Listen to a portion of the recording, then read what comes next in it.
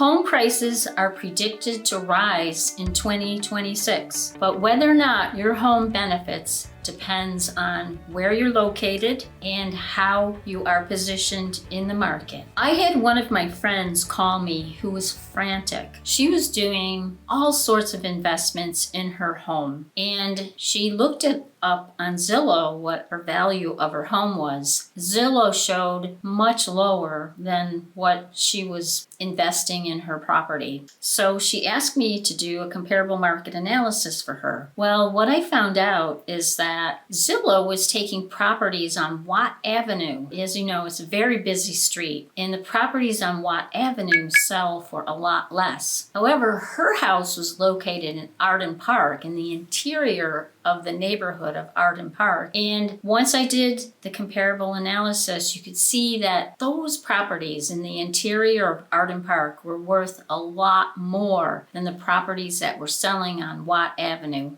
So once I did the comparable analysis for her and I showed her what her home was really worth, she felt a lot better about it. I'm going to give you a few ways to determine your home value in 2026. First of all, you can use the online tools like Zillow or Redfin. They'll give you a quick analysis, which is good because it's quick and you can see it almost immediately. The bad part about it is that it's not very accurate. Like I said, that happened to my friend. Zillow was showing her a much lower value than what her house was really worth. The second way to determine what your home value is in 2026 is by doing what's called a comparable market analysis. And as a pricing strategy advisor, the way that this works is that you take the square footage of the subject property plus or minus 10%, and you compare properties within the same neighborhood, with the same feature sets, and within those that have sold within the past 3 months. And those are the ones that you can kind of determine like how much your property is worth. If your home has a large yard, you want to take that into account too. So you want to take the size of the yard plus or minus 30% and look at similar properties that have sold within the past 3 months, and plus or minus 10% of the square footage of the living space. And that's what you can kind of determine what your house is going to be worth in 2026. However, the bad part is that you really have to have a feature set by feature set comparison, and it will be necessary to have somebody come and tour your house and take a look at it and look at all of the feature sets, which is a little bit more time consuming on your part, but it is a lot more accurate as well. Key point number 3 is to evaluate buyer preferences. You have to take an honest look at your house and determine, has it been upgraded? Has